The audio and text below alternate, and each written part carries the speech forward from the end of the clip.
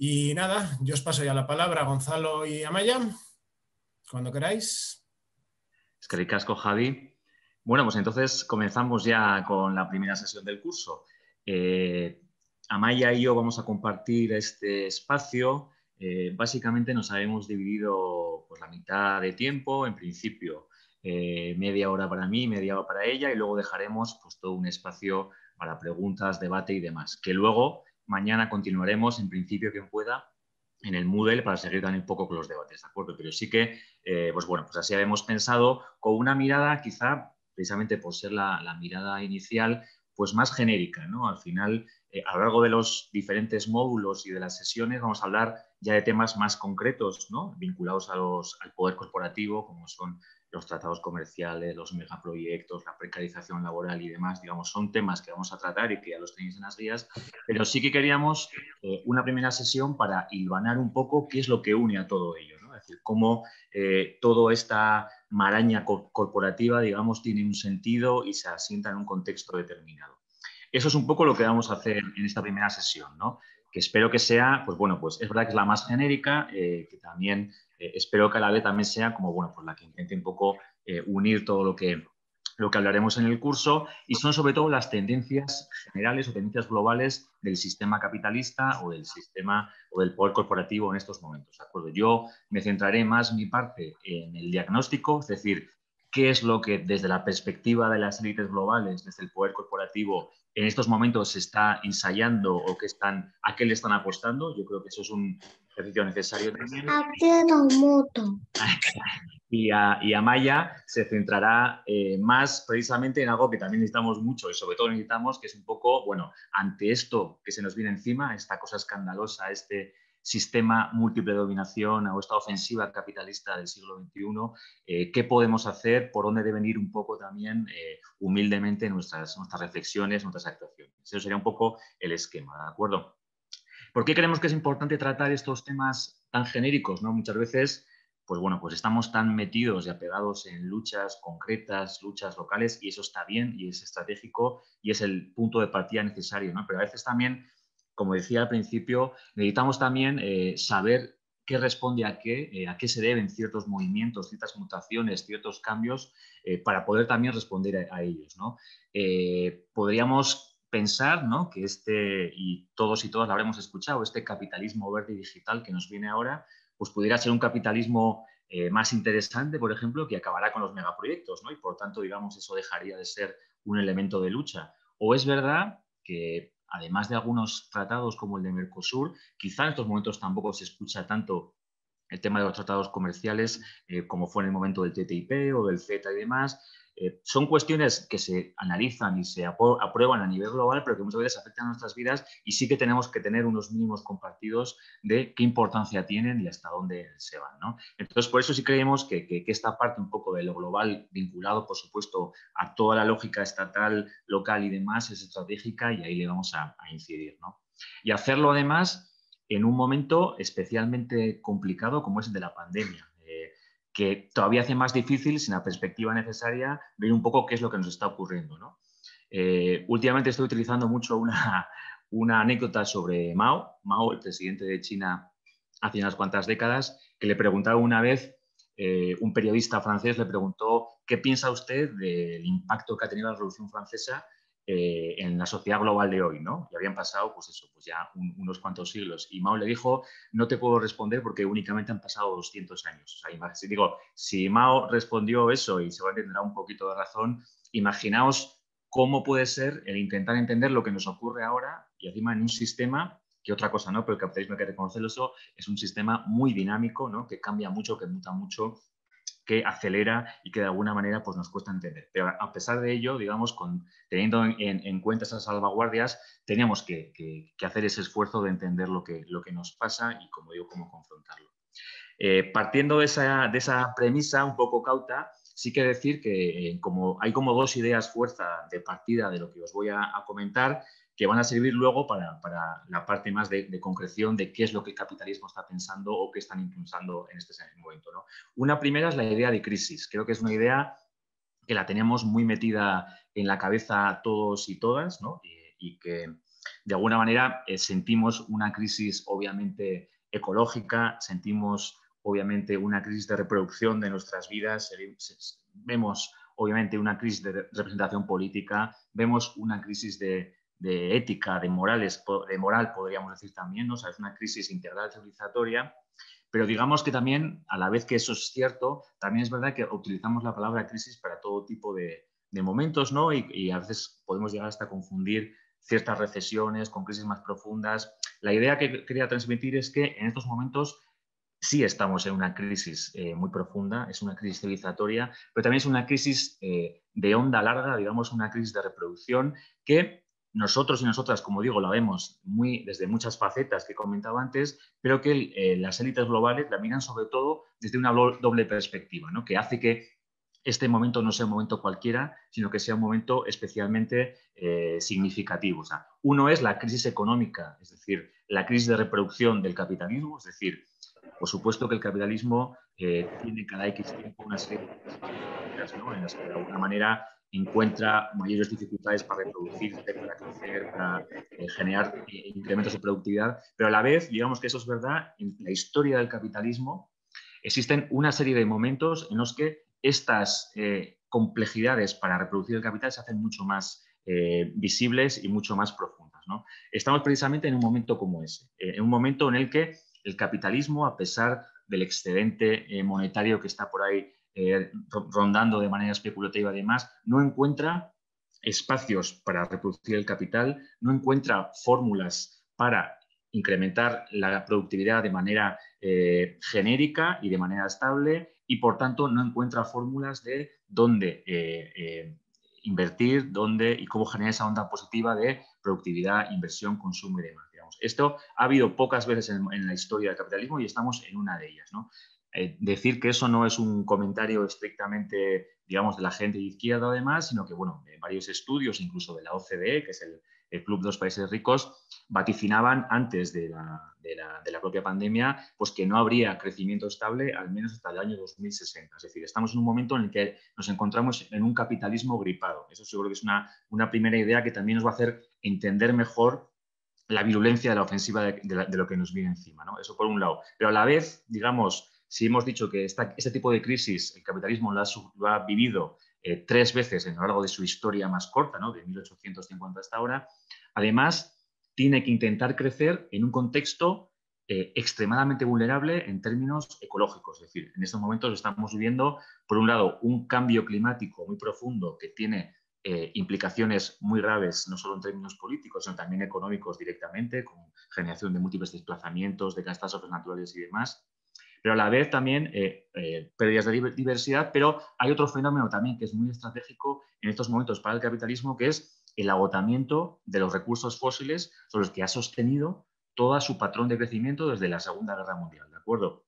Entonces, esos recursos fósiles, sobre todo el petróleo, pero también el gas y el carbón, se están agotando y no son fácilmente sustituibles. Es decir, por mucho que incrementaran de manera sistemática y exponencial las fuentes renovables de energía, jamás podrían llegar, o parece poco probable que puedan llegar, a cubrir las necesidades de consumo y producción de energía y sobre todo llegar a todos los sectores como llegaba antes, por ejemplo, el petróleo, ¿de acuerdo? Entonces, ¿qué es lo que está ocurriendo? ¿Cuál es el punto que quería poner en este momento? Es que el capitalismo está en una crisis de onda larga y además, para salir de la misma, tiene que hacer algo que no ha hecho nunca, es decir, crecer con menos recursos, ¿de acuerdo? O sea, no va a poder siempre en la historia del capitalismo, cuando ha crecido, ha sido porque el crecimiento de los recursos y materiales que utilizaba ha sido mayor. Por primera vez se tiene que dar la paradoja, que no sabemos si es posible resolver o no, parece que no, pero vamos a ver,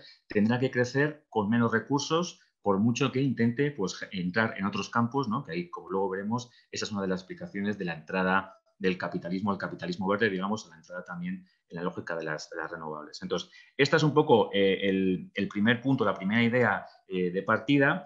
Y la segunda es, también ya más vinculado al actual momento de pandemia, es que la pandemia en sí no ha generado esta crisis. Es decir, tanto la crisis que os he comentado ahora, ¿no? Que viene desde antes, como el proyecto que después os explicaré o por encima que hemos denominado como el capitalismo del siglo XXI, que en el fondo es la ofensiva que el capital pone en marcha para salir de esa tesitura, de esa paradoja, son procesos que ya vienen de antes, ¿no? El COVID no ha sido la causa, sino lo que ha hecho solamente es acelerar exponencialmente ese proceso y mutar una serie de cosas que después comentaremos, ¿de acuerdo? Entonces, pero sí que es importante tener en cuenta, digamos, que la crisis venía de antes, que la pandemia lo ha acelerado, y es verdad que con lo que he dicho antes, no se puede negar el carácter dinámico del capitalismo, ha generado o ha exponenciado ciertas cosas que ya venían de antes, y algunas también, más poquitas, las ha cambiado, ¿no? Es decir, el capitalismo nunca cambia sus señas de identidad. Sus señas de identidad son claras, se basa en la explotación del trabajo asalariado, se basa en la dominación del trabajo en su conjunto, ¿de acuerdo? Bien sea explotándolo, precarizándolo, invisibilizándolo o simplemente dominándolo y haciéndolo gratuito. Se basa en la importancia de los mercados o la prioridad de los mercados como espacio de reproducción, y se basa en la lógica de acumulación capitalista en un espacio de mayor o menor competencia. Eso, digamos, no ha cambiado nunca. Pero a partir de ahí, el capitalismo tiene facultad para hacer cosas muy diferentes, tanto en términos económicos como en términos políticos, como en términos culturales. Se adapta para mantener esa esencia, ¿de acuerdo? Y estamos viendo en estos momentos precisamente un momento de esa mutación de un capitalismo del siglo XX en el que todos y todas sabemos, bueno, pues que había cierto papel de lo público, en el que había ciertos sectores regulados, cierta participación pública también en la economía, ciertos sectores que no estaban dentro de los mercados globales. Ese modelo entra en crisis desde los años 70 y ahora se da una ofensiva muy fuerte para de alguna manera desbaratarla y pasar a un nuevo capitalismo. Un nuevo capitalismo que se adapte mejor a ese momento de crisis profunda que os he comentado antes, tanto por efecto de la crisis económica como de la crisis ecológica, siempre desde su punto de vista, ¿no? ¿Y cuál sería, digamos, las propuestas o las ideas que plantea este capitalismo del siglo XXI? Ya entraríamos un poco en la concreción de este proyecto, ¿no? de este programa que hemos llamado Capitalismo del siglo XXI. Antes de ello decir que, bueno, que es un... Gonzalo, ¿Sí? Gonzalo, un segundito, no sé si tú ves el chat Sí, paralelo, porque nos comentan si puedes ir un sí, poquito sí. más despacio. Sí, perdón. Está bien que me lo digáis porque yo me acelero y no paro. Voy. Vale, bueno, pero hasta ahora más o menos sí estábamos claros con, bueno, pues un momento de crisis profunda, especial, digamos, en la historia del dinamismo capitalista. Estamos en un momento también de mutación hacia un proyecto nuevo, ¿no? Que sí que mantiene las esencias clásicas del capitalismo, pero que proyecta o plantea otro proyecto diferente con el objetivo precisamente de mantener esas esencias, ¿no? Y es un proyecto que, vamos, no tiene nada que ver con estas ideas conspiranoicas de que Bill Gates, la OMS y las farmacéuticas están desarrollando un plan maligno, sino que responde realmente a una necesidad de mantener esa, digamos, esa dinámica subjetiva y material del capitalismo. ¿En qué consiste y cuáles serían un poco las claves de este capitalismo del siglo XXI? Pues bueno, lo que voy a ordenar como una serie de ideas fundamentales en tres ámbitos, para que se vea que realmente es un proyecto, ¿no? Una dimensión económica, o sea, también este proyecto tiene una pata económica muy fuerte, tiene una pata política, ¿no? También de cómo para desarrollar esa agenda económica necesita también una agenda política, e incluso para hacer ambas cosas necesita todo un relato, ¿no? Un imaginario que compartamos o que por lo menos le legitime, ¿no? Y por eso también contamos con esa pata cultural. Entonces, iré desgranando ahora las principales características de este proyecto en esas tres dimensiones: económica, política y cultural. Respiro.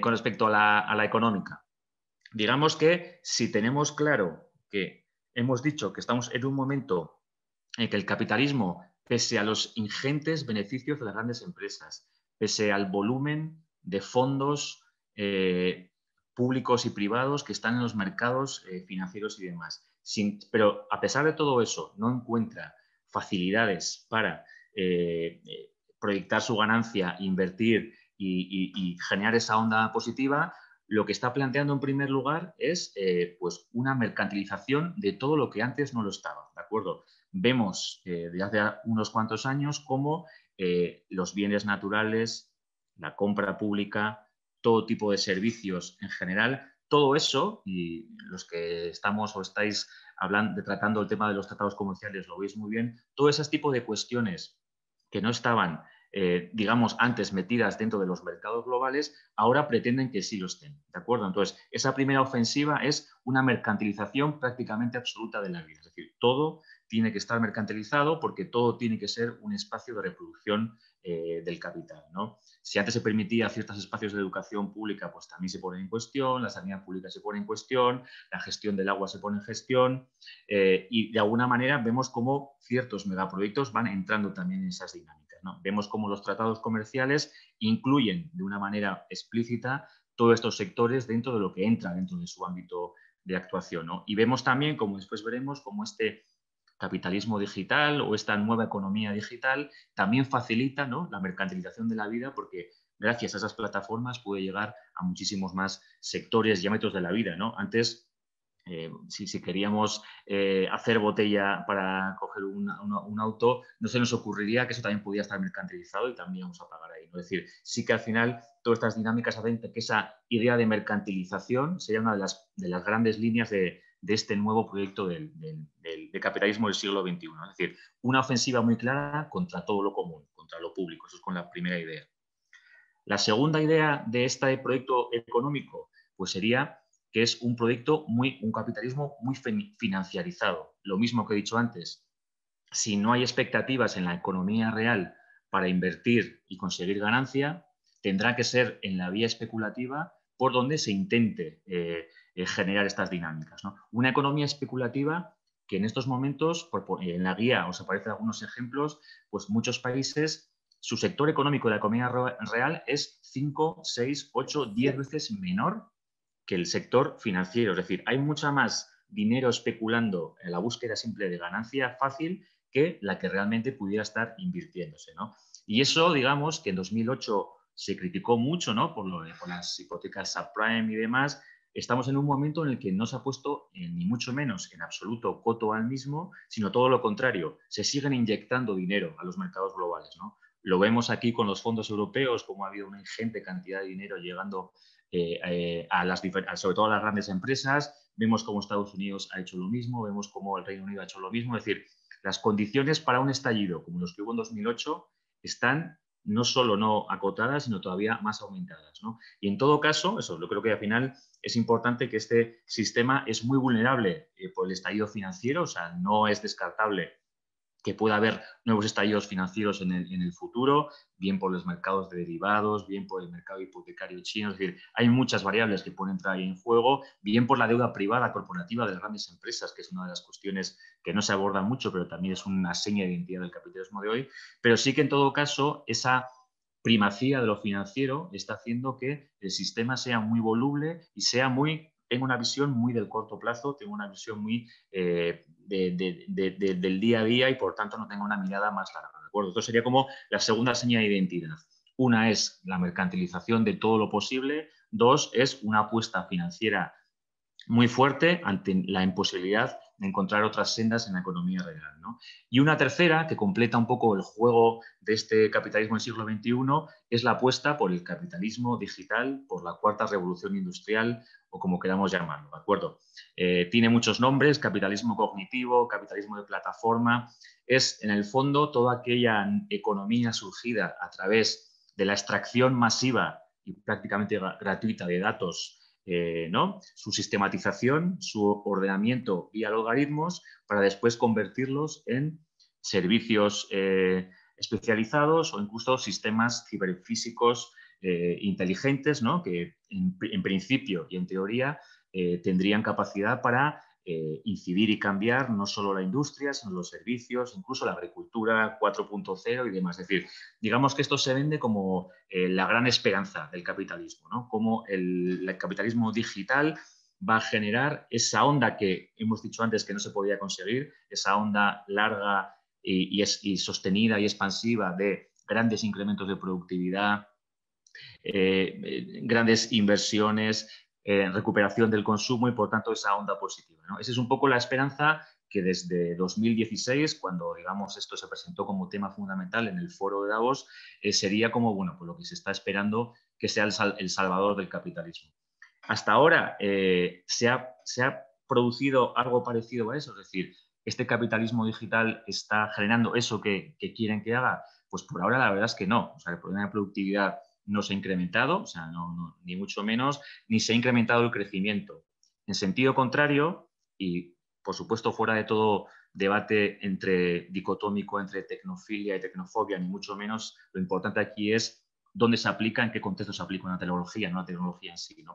Pero sí lo que hemos visto es que más allá de otra cosa, este capitalismo digital viene atado a cuestiones realmente que pueden ser peligrosas, ¿no? O sea, por esa capacidad de acción que tienen vía plataformas, nunca en la historia del capitalismo ha habido empresas tan grandes y con tanta capacidad. Es decir, ni las petroleras del siglo XX han tenido el radio de acción que pueden tener estas grandes empresas y, por tanto, en esas dinámicas de monopolio que tan temidas en muchos casos, pues realmente son quienes más se acercan a esa realidad, ¿no? En segundo lugar, también, como he dicho antes, tienen mucha capacidad de mercantilizar todo aquello que no estaba.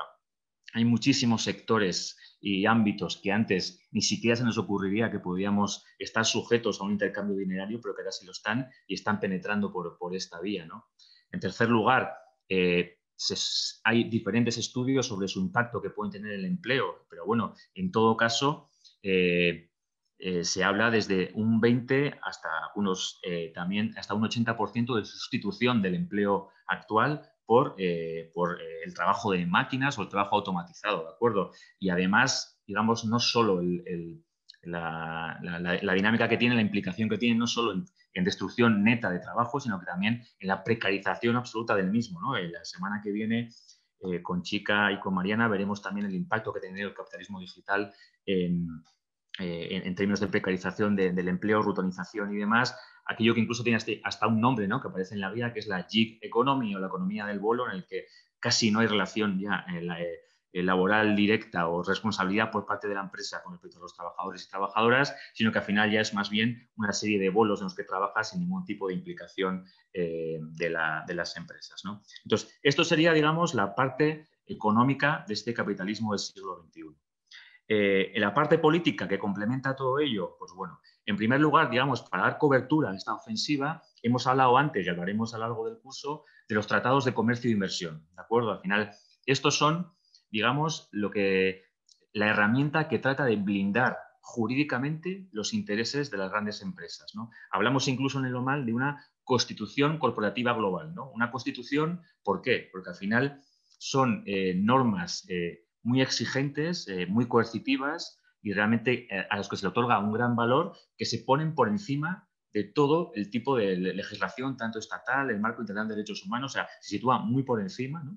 Y al final, aunque digamos no hay un texto único que conforme a esa Constitución, si miramos la letra, la grande y la pequeña de todos los tratados, básicamente todos tienen el mismo contenido, ¿no? O sea, una definición extensísima de lo que es comercio e inversión y, por tanto, de todo lo que entra en este marco de los tratados, que os digo puede ser desde el agua, el trabajo, el comercio digital, o sea, todo prácticamente está dentro de estos tratados. Todos comparten una misma serie de principios corporativos, los hemos llamado hasta de manera un poco así, mandamientos corporativos, es decir, porque tiene ese poder casi como los 10 mandamientos de Moisés, pues casi estos son los mandamientos de las grandes corporaciones, ¿no? Al final, el trato nacional, la cláusula Ratchet, eso también lo veremos más adelante a lo largo del curso, pero que son mandamientos importantes y luego dinámicas y estructuras para intentar armonizar a la baja en derechos laborales, sociales, psicológicos, ambientales y pues otro de los grandes fenómenos que tiene esta Constitución, que es la implantación de la justicia privatizada o los tribunales de arbitraje, es decir, cómo las empresas han conseguido no tener que responder o tener que responder menos ante la justicia pública, pero sí ante unos tribunales realizados ad hoc que defienden sus intereses y sus beneficios, tanto presentes como futuros. Eso, digamos que esa Constitución, como luego veremos, sigue en marcha y es una de las formas de blindar este modelo que están planteando. En segundo lugar, la segunda idea sería también que el rol de los estados, al menos en lo que se refiere a la defensa de los derechos colectivos, se está amputando, ¿no? Precisamente los tratados amputan la capacidad de los estados de defender políticas públicas en defensa de las mayorías populares de la clase trabajadora. Al final vemos cómo ese proceso de regulación social es muy potente. Luego veremos cómo, en sentido contrario, hay una nueva mutación de lo que significan los estados ahora, ¿no? Que se pueden ver en estos momentos de pandemia. Y después también, como tercer característica de este modelo del capitalismo del siglo XXI, estaría la lucha por la hegemonía, una lucha geopolítica en la que participan muy activamente Estados Unidos y China, y en la que bueno, pues Europa en estos momentos todavía parece un convidado de piedra, ¿no?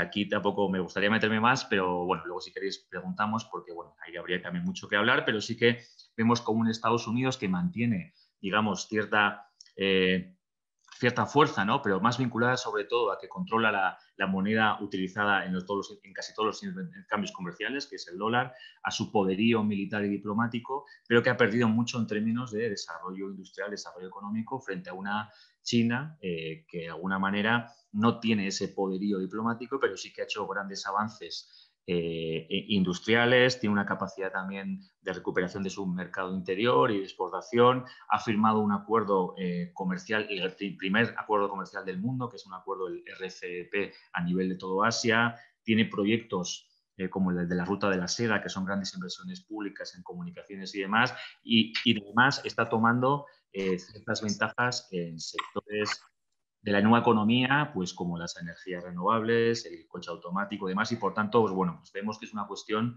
que va a marcar también la idea, ¿no? Entonces, esto sería este marco, primero el económico, mercantilización, financiarización, cuarta revolución industrial, el marco político, constitución corporativa global vía tratados comerciales, amputación del rol del Estado en el ámbito de los derechos colectivos y una lucha por la hegemonía entre diferentes capitales, ¿no? Así, cuando en los tiempos de bonanza el capital puede, digamos, unirse y mantener una misma agenda, en estos momentos vemos cómo esa agenda va a depender un poco de cada bloque del poder corporativo y se visualiza muy claro en el caso de China y de Estados Unidos, ¿no? Y para rematar, digamos, todo este proyecto, que como digo venía de antes de la pandemia, hay también una apuesta cultural, ¿no? O sea, un nuevo relato cultural, que es un poco bicefálico y hasta un poco esquizofrénico. Como por un lado se nos vende ese rol del capitalismo verde y digital, ¿de acuerdo? Hemos aprendido del pasado, ahora estamos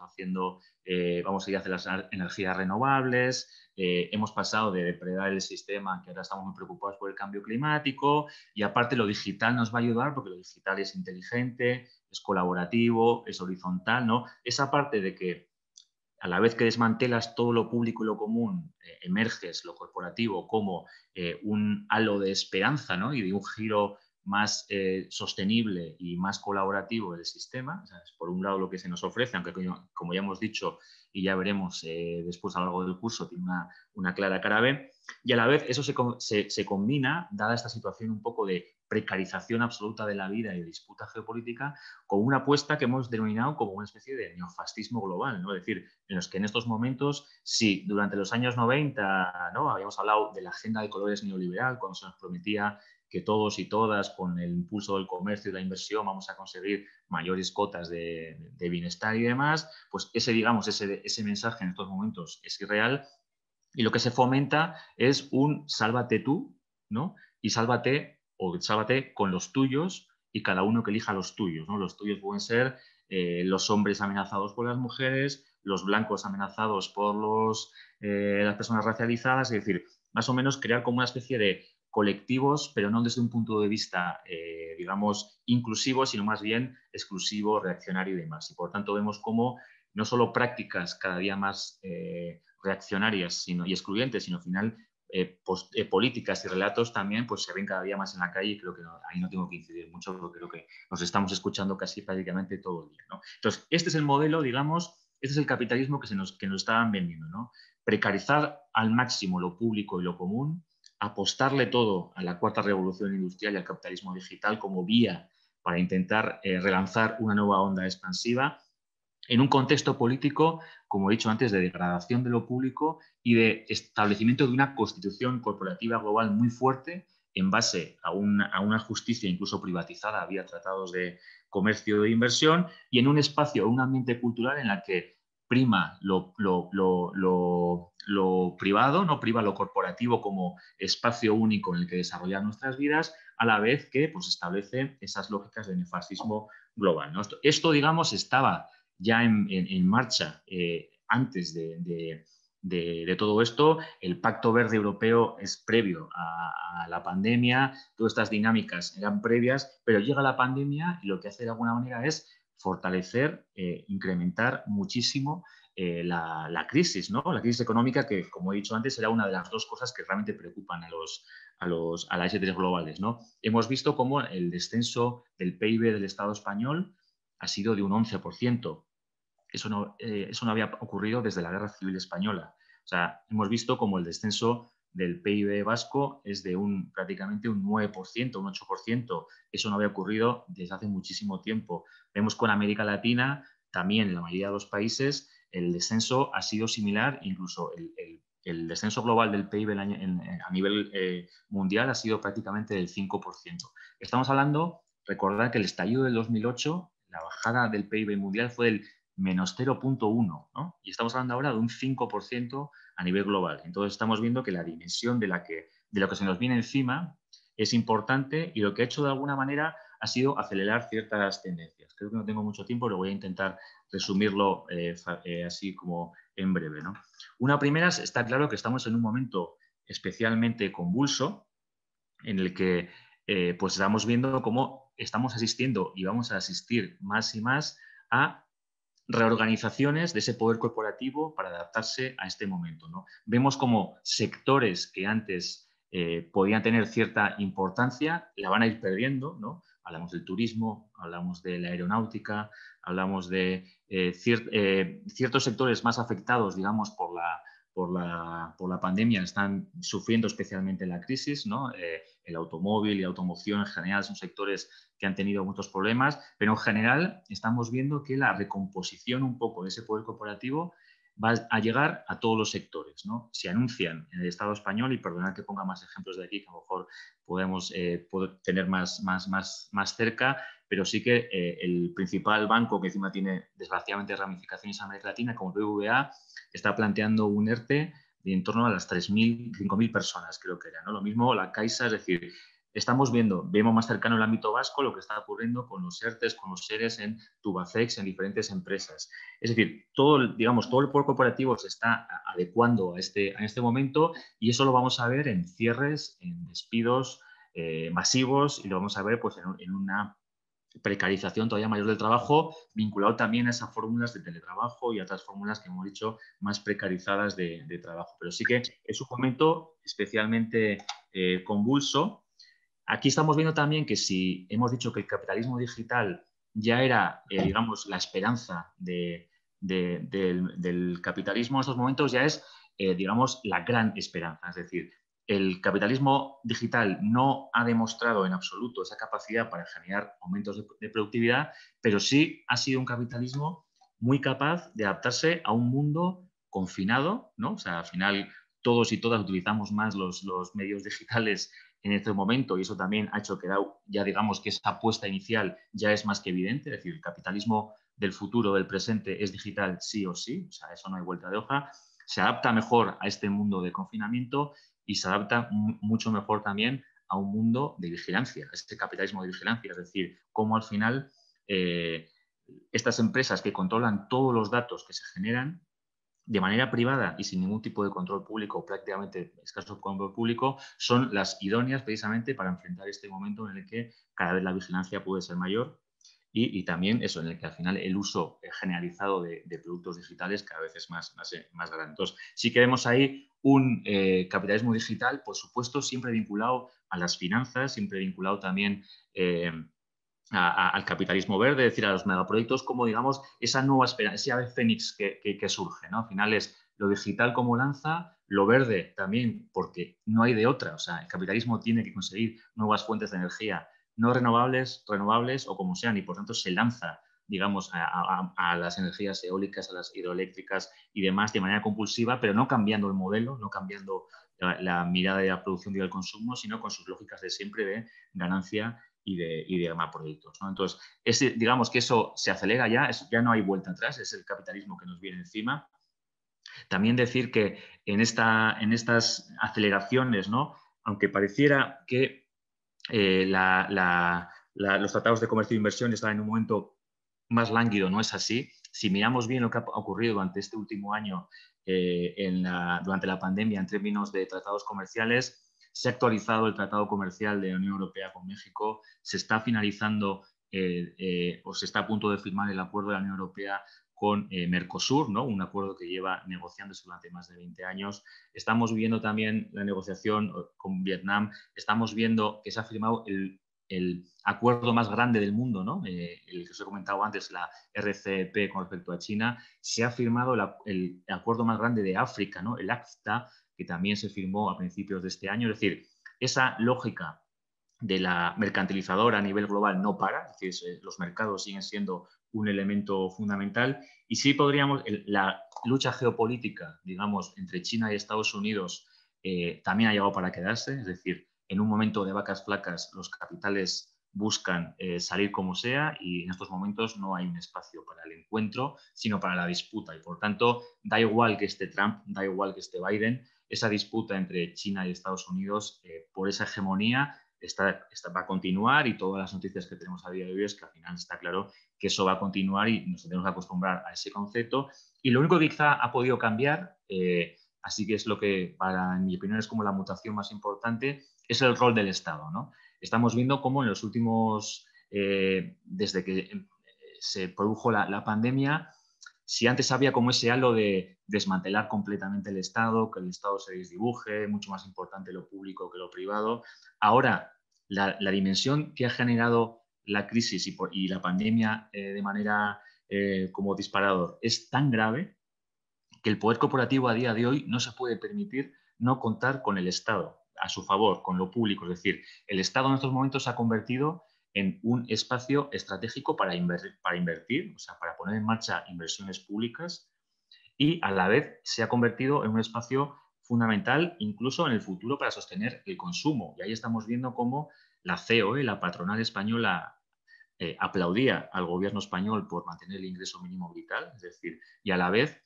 incluso en espacios tan poco amables para nosotras y nosotros como el FMI, se está proponiendo incluso las posibilidades de hacer fórmulas de renta básica, no sé si universal, pero por lo menos de renta básica. Es decir, esta es la dimensión de la crisis que se ha recuperado un poco el papel del Estado como consumidor, como generador de consumo y como generador de inversión pública. Pero no nos equivoquemos, porque eso también es otro debate que últimamente estamos haciendo por aquí. No es una recuperación del keynesianismo o de una especie de Estado público que regula, que toma participación fuerte en sectores estratégicos para la sociedad, sino al contrario, vemos cómo, y el caso de los fondos europeos es muy obvio, se facilitan inversiones públicas para que la inversión sea pública, pero las pérdidas sean públicas también, mientras que los beneficios son privados. ¿De acuerdo? Se pone toda esa estructura de inversión y consumo al servicio de las grandes empresas, no digamos al servicio de interés general, ¿no? Y esa podría ser un poco digamos, la mutación más importante que vemos de una mirada muy neoliberal de acabar con el Estado a una mirada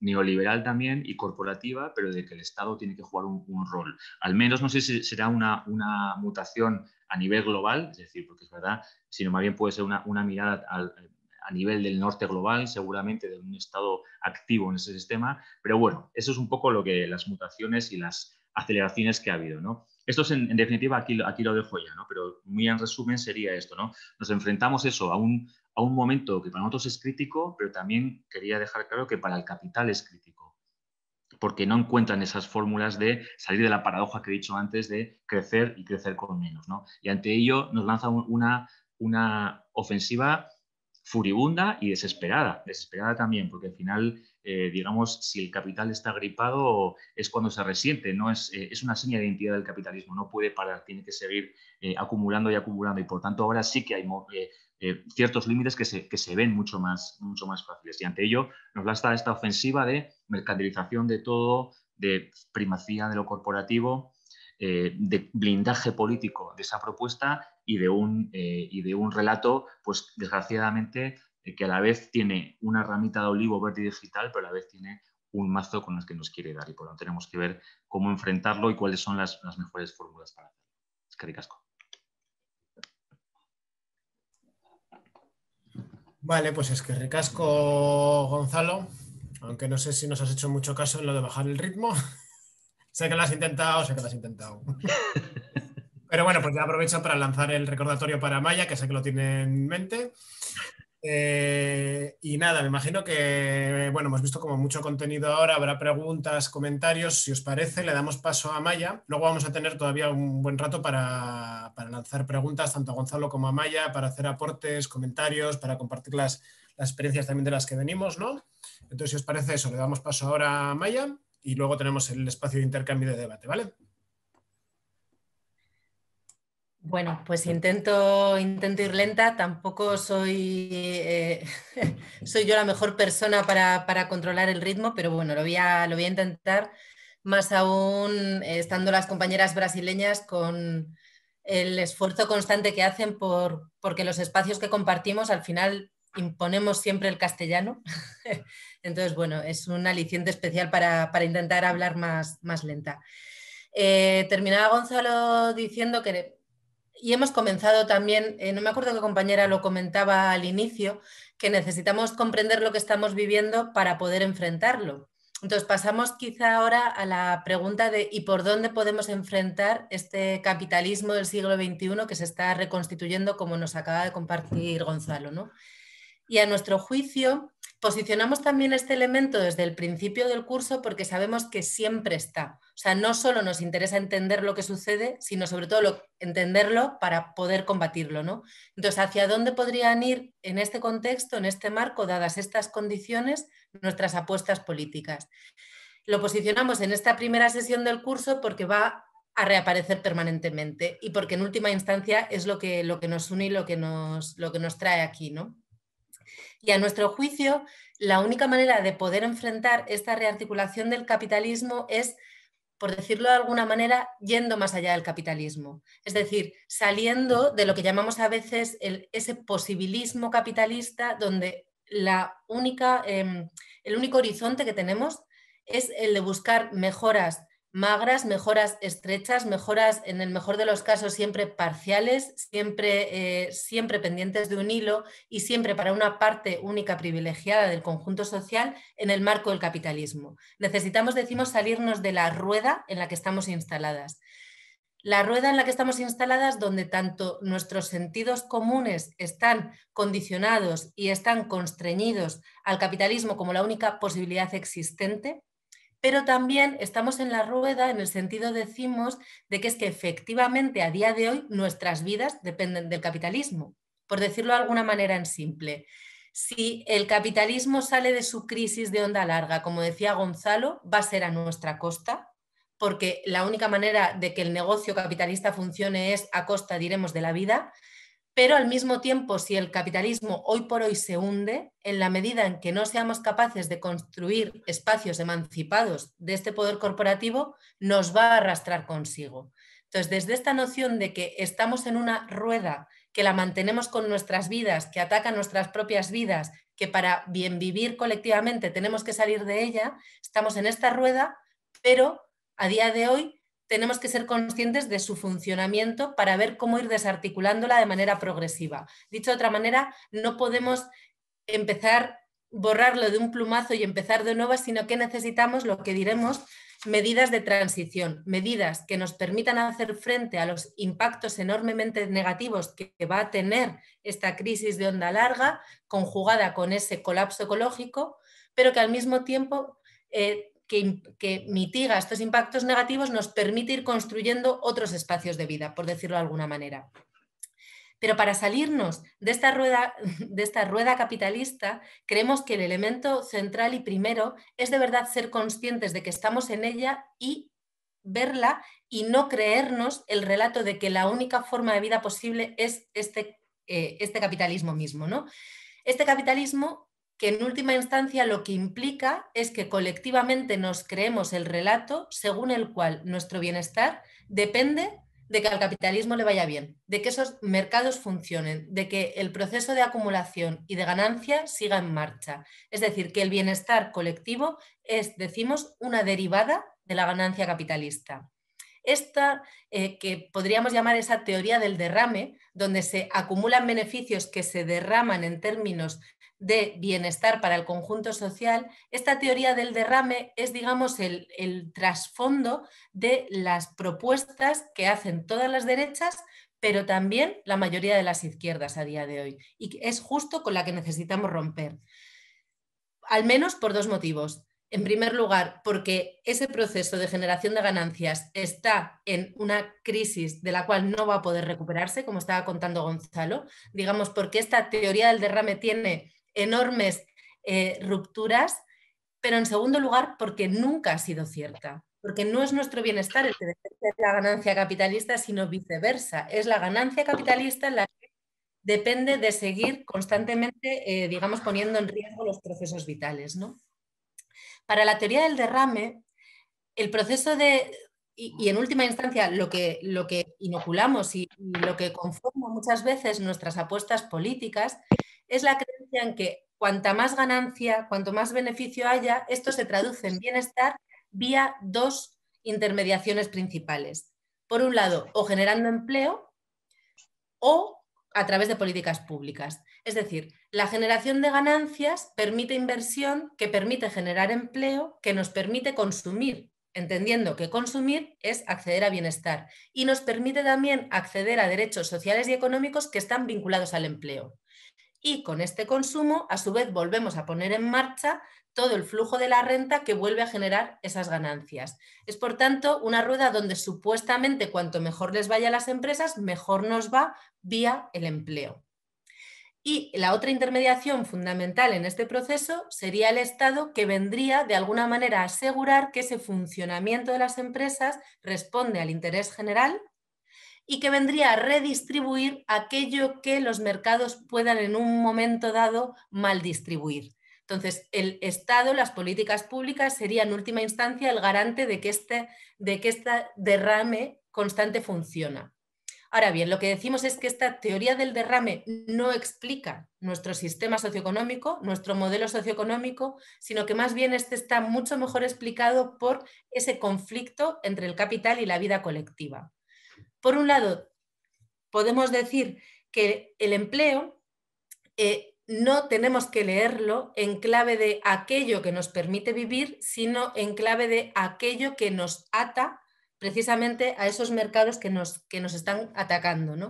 Es decir, ¿somos esclavas del salario? Por definición, en el capitalismo somos esclavas del salario. Necesitamos un empleo en términos, trabajo asalariado entendido en términos amplios, incluyendo aquí todas esas nuevas formas de trabajo uberizado de las que hablaba antes Gonzalo.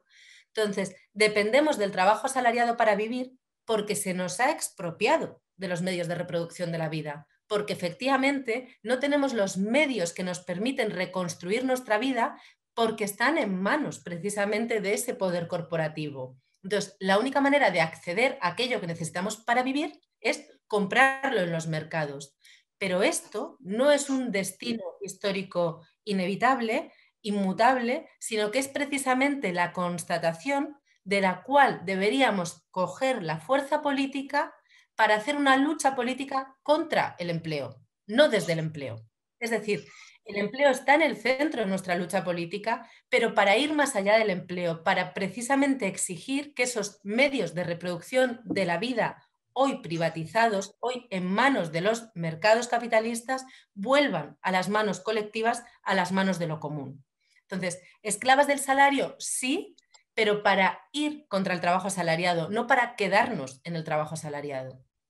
Y en segundo lugar, cuando hablamos de empleo, la otra constatación fundamental a nuestro juicio es que el empleo y el trabajo asalariado tiene una cara B que necesariamente tenemos que sacar a la luz y desde la cual tenemos que hacer política. Esa cara B, que serían los trabajos residuales del sistema capitalista, que en última instancia son los que sostienen y cuidan la vida, de manera precarizada e invisibilizada, y que están cuanto más precarizados, cuanto más invisibilizados, más feminizados y racializados. Son aquellos trabajos esenciales que, volviendo a la pandemia, han sostenido la vida en este momento de crisis sanitaria. Entonces, el sistema, el empleo tiene esa cara B de trabajos invisibilizados, de trabajos residuales, desde los cuales tenemos que articular también lucha política. En este sentido, decimos que el conflicto capital-trabajo que hemos denunciado históricamente se trata más bien de un conflicto del capital con todos los trabajos que confluye con otra serie de conflictos, conflicto heteropatriarcal, que implica una división sexual de estos trabajos, conflicto colonialista, que implica una división internacional y racializada de estos trabajos, y un conflicto ecosistémico. En última instancia, renombramos la idea del conflicto capital-trabajo como un conflicto entre el capital y la vida. Y esto está en el corazón de la organización de los trabajos, de las formas alienadas de trabajo en el capitalismo, que son el empleo y esa cara oculta que podríamos debatir cómo llamar, quizá a veces los hemos llamado cuidados, más o menos acertadamente. En segundo lugar, se suele hablar del Estado como la otra intermediación fundamental que garantiza que el buen funcionamiento de los mercados se traduce en bienestar para el conjunto de la población. ¿Qué pensamos del Estado y del estado del bienestar? El estado del bienestar creemos que es a un tiempo un logro relativo, pero una renuncia de fondo, porque juega esa doble función de legitimar la economía de mercado capitalista, diciéndonos que va a garantizar condiciones de vida dignas, pero que sabemos que son condiciones de vida dignas, en el mejor de los casos, para una parte reducida de la población global. El estado del bienestar siempre se ha sustentado sobre la división sexual del trabajo, sobre el expolio del sur global y sobre la depredación medioambiental. Entonces, es en el mejor de los casos parcial y coyuntural hasta que el conflicto entre capital y vida vuelve a estallar. Y cuando el conflicto vuelve a estallar, el Estado está claramente posicionado de un lado, porque en última instancia lo que tiene que garantizar que siempre funciona, lo que es condición inevitable, y luego si hay migajas podremos hablar de bienestar, pero lo que tiene que funcionar son los procesos de acumulación en los mercados. Y es ahí donde está la disputa ahora mismo sobre el papel del Estado, como comentaba antes Gonzalo, vía fondos europeos, que es algo relevante aquí en nuestro contexto, o vía vacunas, vía etcétera. Entonces, desde esta noción de que la teoría del derrame no explica el capitalismo, sino que el capitalismo se explica mejor desde esta noción del conflicto capital-vida y desde la concepción de que tenemos que salir de este posibilismo, del posibilismo capitalista, siendo conscientes de que vivimos en el capitalismo hoy por hoy, lo que plantearíamos es que necesitamos lo que llamamos medidas de transición. Y cuando hablamos de medidas de transición, estamos haciendo referencia a medidas que tengan capacidad de abordar las tensiones actuales, al menos en un doble sentido. Por un lado, la tensión entre las urgencias de esa crisis de reproducción social profunda que habitamos y las urgencias que implican que si al capital le va mal, hoy por hoy nos va a ir mal porque dependemos precisamente de los flujos de mercado. Entonces, que tenga capacidad de hacer frente a esos impactos negativos del funcionamiento actual y de una posible crisis de acumulación, a la par que va sentando las bases de un cambio estratégico que nos permita emanciparnos del poder corporativo, que vaya construyendo esos espacios emancipados y esos sentidos comunes donde nuestro bienestar no dependa de nuestra posición mercantil, ¿no? Y medidas de transición serían también aquellas que consiguen a un tiempo cambiar las prácticas, pero también cambiar los relatos. Por poner un ejemplo, no se trata únicamente de sacar de los mercados determinados ámbitos de la vida, como podría ser la vivienda, sino también de construir otro sentido de la vida que queremos vivir que rompa, por ejemplo, con la obsesión con la propiedad privada que tenemos a día de hoy. Entonces, no se trata solo de cambiar, digamos, lo de fuera, por decirlo de alguna manera, sino también cambiar nuestros modos de sentir y de hacer, los sentidos comunes que nos atraviesan, ¿no? Y medidas de transición serían también aquellas que consiguen manejarse a un tiempo con lo que hay en el centro del sistema, es decir, con precisamente la incidencia en el ámbito del empleo, luchando contra la pérdida del empleo, luchando por la calidad del empleo, lo que hay en el centro en términos de estado del bienestar, sin que el estado del bienestar sea nuestro horizonte, pero sí luchando por un papel redistributivo del Estado, por un papel regulador, por un papel protector, pero que consigan también integrar en la lucha política lo que hoy día está en los márgenes de ese monstruo, las economías otras, las economías campesinas, populares, social, solidaria, transformadora. Y creemos que aquí hay una clave de ir desplazando lo público hacia lo público comunitario, en esa construcción de formas colectivas de organización distintas que pudieran acercarse a eso de lo común que decimos. Entonces, que se maneje con lo de dentro, que se maneje con lo de los márgenes y que invente nuevas cosas. Entonces, necesitamos inventar nuevas cosas de manera compartida, ¿no? Y en la búsqueda de estas medidas de transición, creemos que es imprescindible tener algún tipo de criterio que te permita elegir cuáles sí, cuáles no. ¿Renta básica sí o no? ¿Qué tipo de renta básica? ¿Un sistema público de atención a la dependencia sí o no? ¿En qué condiciones? ¿Qué medidas de protección del empleo? ¿Trabajo garantizado? ¿Reducción de la jornada? Entonces, que a la hora de decidir cuáles son las medidas que queremos poner en marcha, necesitamos algún eje que nos permita hacer esa decisión política. Y aquí queríamos compartiros, voy a compartir pantalla, 4 ejes de transformación que los lanzamos básicamente al debate sabiendo, en primer lugar, que el mundo es muy complicado, que cada quien lo vemos desde un lugar, que nosotros estamos hablando, hablo aquí nosotras, Gonzalo y yo en concreto, querríamos plantearos estos 4 ejes, desde un lugar determinado que es el norte global y que desde otros sitios del mundo seguro que se ve distinto, pero desde donde estamos sí que queremos lanzar al debate lo que a nosotros sería, a nuestro juicio, serían 4 ejes fundamentales de transición para salir fuera de esa rueda capitalista, de esa rueda del hámster, ¿no? Intento ir un poquito rápida porque creo que me he extendido mucho hasta ahora. Tendríamos 4 ejes principales. En primer lugar, lo que hemos llamado amalurrización, o eso, hacer las paces con el planeta. Ahora voy a cada uno de ellos, ¿eh? En segundo lugar, un proceso fuerte de desmercantilización, con menos dinero y más colectivo. En tercer lugar, un proceso de descorporativización. Las grandes corporaciones, las grandes empresas son el, digamos, enemigo primero a combatir. Y en cuarto lugar, un proceso de territorialización, es decir, de ir construyendo soberanías en los territorios. Entonces, ¿en qué consistirían estos 4 criterios que los lanzamos, insisto, digo, como los criterios que nos podrían permitir decidir qué medidas poner en marcha, sí o no, sabiendo que estamos en esa rueda, pero intentando salir de ellas, intentando pensar más allá del posibilismo capitalista?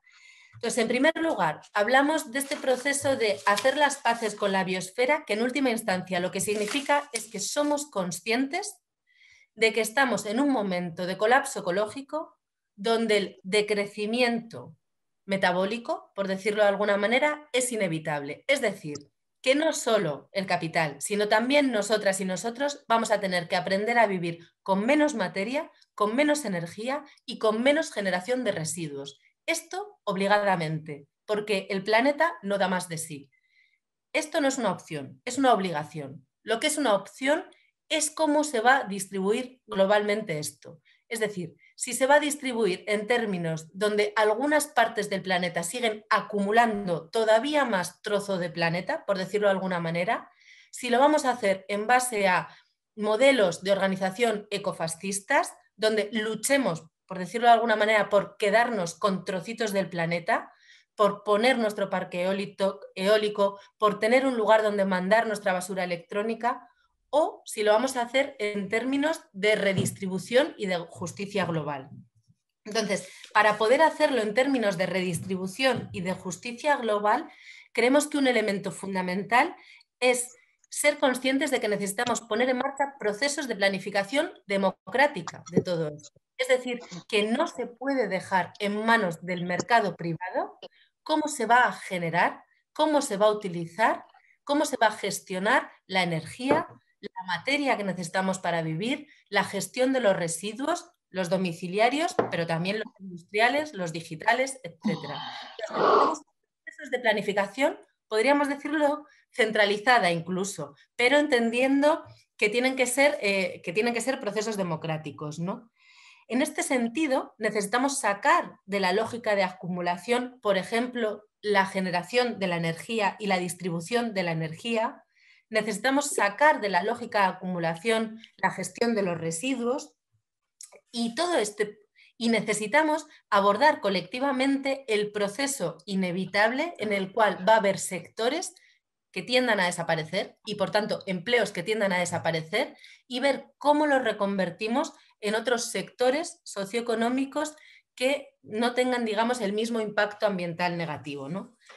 Entonces, en términos amplios, en energía, por ejemplo, tenemos que debatir cuál es la energía que necesitamos, cuál es el uso que vamos a dar a la energía, cómo vamos a generar esa energía, y no podemos quedarnos tranquilos porque haya parques eólicos que las grandes eléctricas pongan en marcha en la otra punta del mundo para que luego nos provean de nuestro sobreconsumo permanente, ¿no? Frente a esto, apostamos por procesos descentralizados de estaciones, digamos, localizadas en el territorio, de propiedad público-comunitaria, que vayan acompañadas de una reducción generalizada del consumo de energía, al mismo tiempo que abordamos cuestiones como, por ejemplo, la pobreza energética también, es decir, la distribución misma del consumo energético. En segundo lugar, creemos que es imprescindible una regulación democrática de los bienes naturales. Esto implica cuestiones básicas como sacar del radio de acción del poder corporativo bienes comunes como el agua, pero implicaría también, a nuestro juicio, una paralización inmediata de los megaproyectos. Los megaproyectos serían uno de los, digamos, elementos a combatir de manera inmediata, de manera urgente, no en clave de transición en un medio o largo plazo, sino en el corto plazo. Y todo esto implica hacer frente a ese relato del nuevo capitalismo verde, del Green New Deal, que precisamente lo que viene a defender es que puede funcionar el negocio como siempre, pero ahora de manera, digamos, en esa paz con el planeta que decimos, ¿no? Entonces, ¿cómo hacemos frente a este discurso del Green New Deal? Sería un elemento fundamental para poder luego posicionar estos otros procesos que decíamos, que nos permitan esa redistribución global en clave de justicia ambiental. En segundo lugar, creemos que otro criterio esencial para poder definir cuáles son nuestras apuestas políticas concretas es que sean apuestas que avanzan en un proceso de desmercantilización. Es decir, necesitamos ir construyendo formas de resolver la vida y de gestionar nuestras necesidades que impliquen menos uso del dinero y que sea más en colectivo. Entonces necesitamos ir, por un lado, colectivizando los medios de reproducción de la vida, que decíamos antes que están puestos en manos del proceso, en manos del poder corporativo, ese poder corporativo cada vez más global y cada vez más concentrado. Entonces necesitamos, en última instancia, la idea sería sacar todo lo que necesitemos para vivir, sacarlo del radio de la acumulación de capital. Pero este horizonte de sacarlo todo se puede ir articulando en distintas fases según creemos en qué medida esté ya inserta la lógica de acumulación en distintos sectores. Es decir, es distinto lo nuevo que está apareciendo y que hay que frenar desde el inicio, el que entre bajo la voracidad de la lógica del beneficio, o si ya está instalada la lógica del beneficio, donde lo que habrá que ir haciendo es regular e ir poniendo alternativas.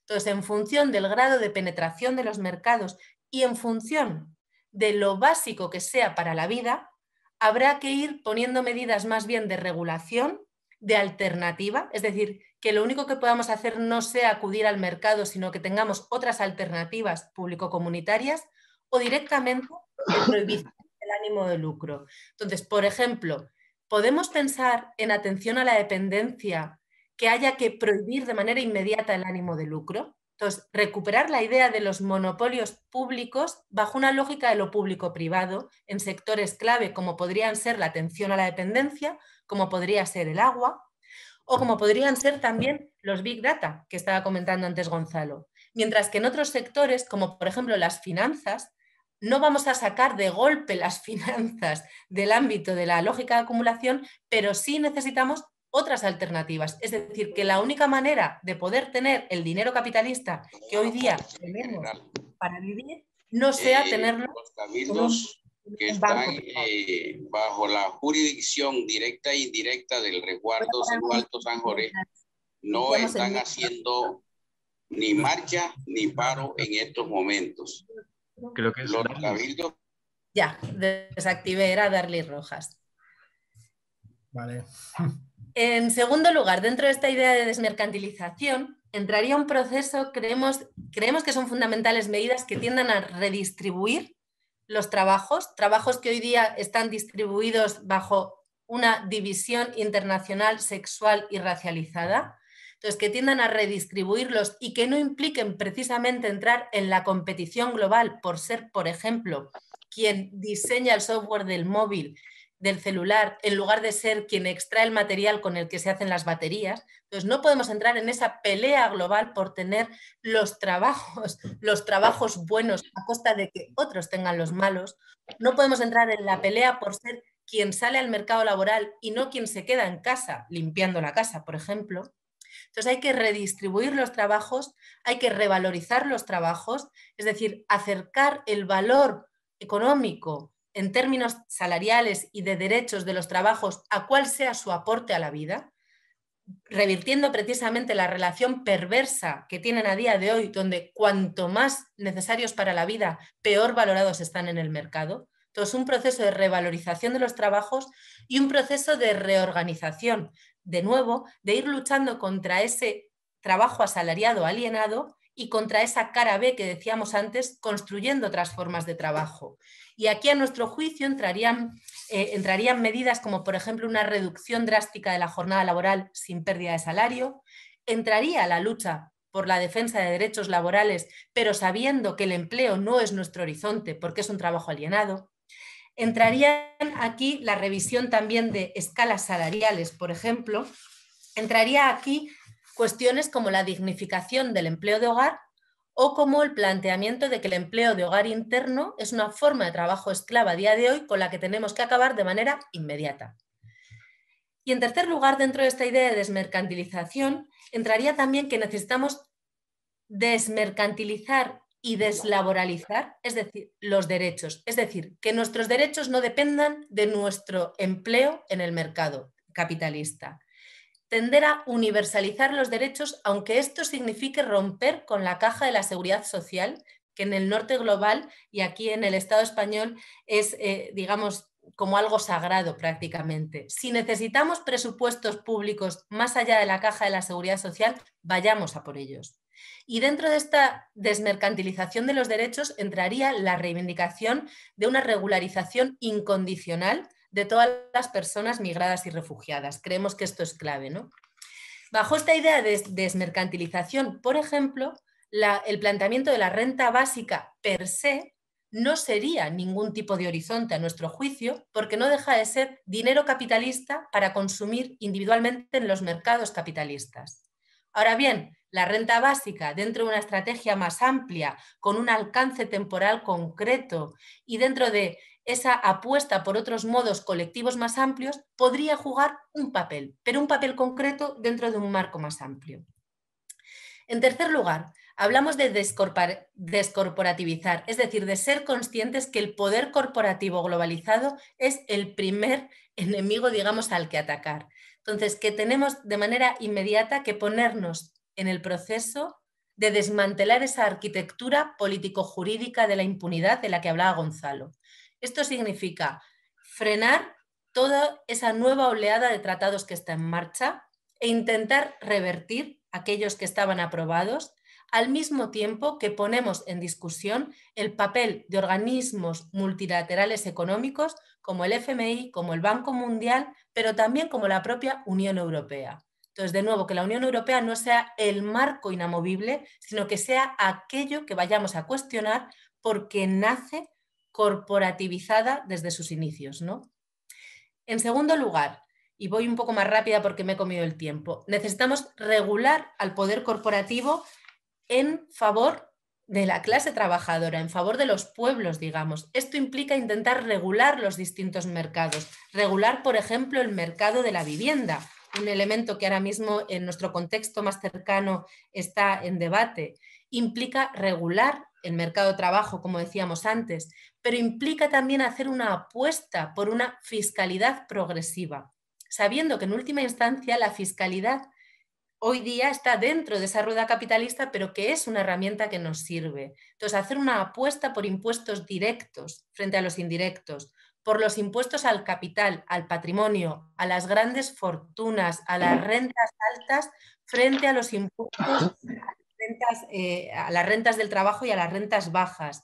Significa medidas más posibilistas, digamos, como esa tasa COVID, pero que nos puede interesar porque plantea lo de que quien más tiene más paga, pero ir más allá también de una tasa COVID y recuperar planteamientos que van más al fondo, como las auditorías ciudadanas de la deuda ilegítima, ilegal y odiosa, ¿no? Acompañado de un planteamiento fuerte del no debemos, no pagamos, ¿no? Y aquí creemos que es fundamental impulsar iniciativas que estallen el marco de los mercados capitalistas. Esas economías otras, economía campesina, economía social, solidaria, transformadora, economías, la agroecología, la soberanía alimentaria. Y aquí hay herramientas de compra pública, hay herramientas de cláusulas, hay herramientas que tienen que ver también con transformación de los modos de consumo en lo cotidiano, ¿no? Entonces, la apuesta por estas economías otras que vayan desplazando el ánimo de lucro como eje vertebrador de nuestros sistemas socioeconómicos. Y aquí, por ejemplo, creemos que es fundamental descorporativizar todo el ámbito de lo digital. Entonces, que es fundamental hacer una apuesta, por ejemplo, por un banco público comunitario de datos y por servicios que permitan que todo lo nuevo digital no nazca ultracorporativizado desde el principio, sino que lo agarremos desde este ámbito de lo público comunitario. Y en cuarto lugar, hablamos de la necesidad de territorializar nuestro sistema socioeconómico. Es decir, frente a un sistema hipercomplejo, cada vez más grande, más lejano, más deslocalizado, con más hiperconexiones globales, que lo que implica es la multiplicación, la profundización de las desigualdades y una pérdida absoluta de capacidad de control democrático de los procesos socioeconómicos, lo que necesitamos es, al revés, volver a acercar el sistema socioeconómico a lo más inmediato, a lo más cercano. Esto implica revisar todos los niveles. Sí necesitamos niveles de articulación y de gobernanza global que no sean los corporativizados, sino que sean otros democratizados, porque hay retos colectivos, como puede ser el cambio climático, más allá el colapso ecológico, como puede ser también las migraciones. Entonces necesitamos espacios de articulación global otros. Necesitamos revisar la figura del Estado, como comentaba antes Gonzalo, con los estados heredados de toda una historia de colonialismo y de imperialismo, con esas estructuras políticas, no podemos construir una economía distinta. Entonces, revisar los estados y no revisarlos desde ópticas supremacistas que están proliferando, sino desde ópticas de solidaridad internacionalista, que dirían las compañeras de la SOF. Y en tercer lugar, necesitamos apostar por modelos socioeconómicos que se arraiguen en el territorio, que no tiene ningún sentido las cadenas alimentarias globales hipercomplejas y controladas por los grandes poderes corporativos para poder alimentarnos, que necesitamos alimentarnos, por ejemplo, en cercanía, que no tienen sentido las cadenas globales de cuidados, sino reorganizar los cuidados en la cercanía. Entonces, se trataría de una apuesta por lo local, por la descomplejización y por el acortamiento de los circuitos socioeconómicos en clave de soberanía para poder controlar la economía sobre la que vivimos, en clave también de capacidad de control democrático y en clave también de que la única manera de construir responsabilidad por la vida colectiva es si tenemos circuitos más cortos de los cuales nos sintamos parte y no son una piecita dentro de un engranaje que nos es absolutamente ajeno. En última instancia, creemos que es necesario un proceso profundo de redistribución multidimensional de todo, de la riqueza y del trabajo, al mismo tiempo que dejamos de entender el dinero capitalista como riqueza y las formas de trabajo que el capitalismo nos impone como los trabajos que queremos. Entonces hay que redistribuir riqueza, trabajo, pero también tiempos, también trozo de planeta, también derechos, también el agua. Hay que redistribuirlo todo y redistribuirlo en términos multidimensionales, de zonas de acumulación a zonas de despojo del planeta, de hombres a mujeres, de población blanca y mestiza a población racializada e indígena, de población autóctona migrada, es decir, una redistribución multidimensional que aborde todos esos ejes de ese sistema de dominación múltiple que decía antes Gonzalo, y que vaya a transformar las bases mismas de este sistema que se construye desde esa desigualdad, si es que queremos una economía otra donde decimos aquello de que todas las vidas en su diversidad importen y sean lo que está en el centro, ¿no? Entonces, ¿cómo hacemos esta transición desde este marco actual, desde este capitalismo gripado y desde esa apuesta de recomposición del capitalismo del siglo XXI de la que estábamos hablando, ¿no? Por aquí creemos que tenemos debates críticos, ¿no? Ahí lo dejo, perdón que me he extendido. Es que ricasco, Amaia. No sé si vas a decir, Gonzalo, algo, que has encendido el micro o no. Vale, perfecto.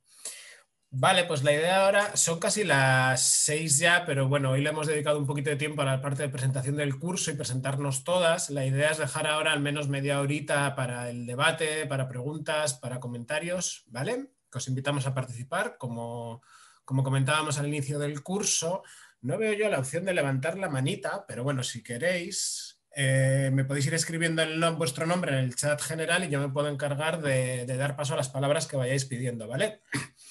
Y lo que decíamos al principio del curso, o sea, sentiros en total confianza, ¿vale?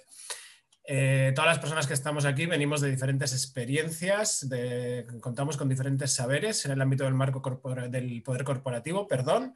Algunos desde el ámbito de las alternativas, otras más desde el ámbito de las resistencias o desde el ámbito académico. Tenemos a Andoni, que está más desde lo municipal y lo local. Entonces, bueno, pues nada, es el espacio ahora para que podamos compartir e intercambiar. Así que ánimo y avanti.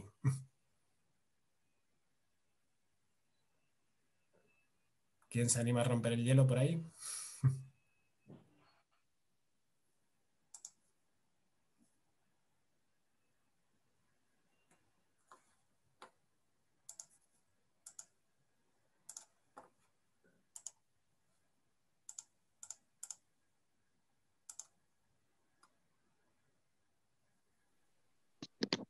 Bueno, me atrevo por edad. Bueno, yo creo que no podemos estar más de acuerdo, ¿no?, en todo lo que se ha dicho, en todas esas necesidades de cambio, desde luego desde nuestro punto de vista, que no somos ninguna corporación nosotros, nuestros intereses, que somos además la mayoría, van por otros lados. Lo complicado es eso, cómo nos organizamos, cómo empezamos, porque yo creo que, bueno, al menos yo a través de mi experiencia no he hecho grandes cosas, pero hay cosas como que se van repitiendo, se hacen esfuerzos, decaen, vuelve a resurgir algo, se vuelven a hacer esfuerzos. Entonces, al final hay como un cansancio, falta como un rendimiento, falta una utopía ahora más que cuando yo era más joven. Eso al menos sí lo teníamos. Así que creías incluso que podía haber una revolución y las cosas iban a cambiar, ahora ya no. Entonces, esas nuevas maneras, que a mí es lo que me gustaría, ¿no? Es a lo que más vueltas le doy, de qué nuevas maneras, porque hablamos mucho, nos encontramos mucho, tenemos muchas ganas, pero después, bueno, cada uno se queda en su espacio con sus pequeñas cosas y también sabemos que desde ahí, bueno, está muy bien, ¿eh? Bueno, estos discursos son necesarios y hace falta extenderlos. Esa es mi opinión. Lo primero, poder extender este discurso. Yo tengo, por ejemplo, vecinos con los que les hablo de estas cosas y yo veo que no entienden nada. Y yo digo, es que lo tendrían que poner en el telediario, estas cosas tendría que hablarse en el telediario. pues a lo mejor no sé si tendríamos que exigir unos espacios para tener estos planteamientos, no sé. Pero ¿por dónde empezamos? Para poder, yo ya sé que se están haciendo cosas, en este territorio de aquí, en Mallorca, pues yo que soy muy entusiasta de la soberanía alimentaria, están empezando a hacer cositas, están surgiendo cosas que hace 20 años los primeros inicios que había de huertos colectivos y tal fueron un fracaso. Pero bueno, hay que organizarse ya más en serio. Somos mucha gente, yo creo, en diferentes lugares, tenemos la ventaja de las redes. Mira ahora mismo aquí qué gusto da ver tantas personas de lugares tan diversos. Y creo que no somos eficientes, por decir algo. Así como el capital es muy eficiente y tiene los objetivos muy claros, yo creo que nosotros a lo mejor nos tendríamos que marcar objetivos, aunque sean pequeños o progresivos, como está diciendo Amaya, pero claritos y ir todos a una, por decir algo. Bueno, vaya discurso. Ya está.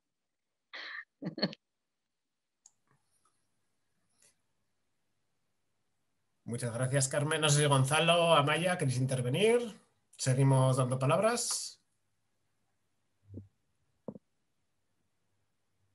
María Fernanda había escrito en el chat calentando. No sé si ya ha calentado o alguien más se anima, algún compañero o compañera.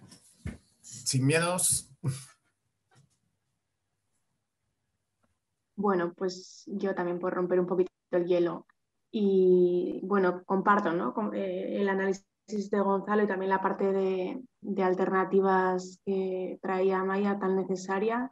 Y comparto con Carmen también lo que comenta, ¿no? Tan necesario llevar este tema al debate público. La cuestión es cómo lo hacemos y el gran reto de articularnos, ¿no? Yo no sé si lo compartís, pero mi sensación es un poco, o por lo menos en mi entorno, últimamente es que tenemos más razones que nunca para estar muy enfadadas y yo percibo menos enfado que nunca. No sé, como que la gente está como en una onda, no sé, como no sé si es cansancio, no sé si el confinamiento nos ha dejado desenergetizados o qué, pero sí me preocupa esta parte, ¿no? Es decir, se viene grande, ¿no? O sea, no se nos viene encima una muy potente y no veo como que está, ¿no? Ahí este fervor de poder movilizarnos, articularnos, ¿no? Con gran dificultad, ¿no? Pues yo, bueno, en el sindicato también es algo que compartimos, ¿no? De ver esta dificultad y bueno, comparto esta reflexión por si a alguien más le resuena o si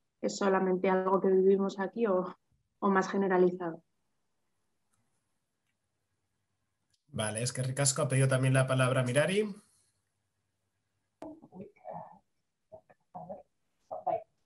¿Se me escucha? Ya no sé si... Vale.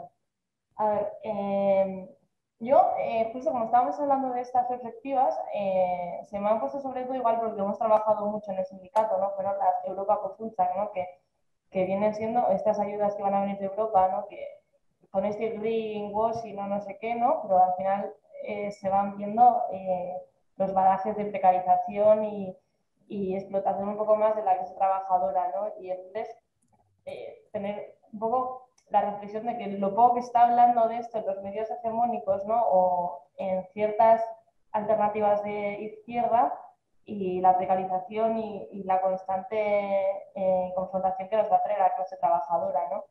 Y un poco porque me ha venido a la cabeza.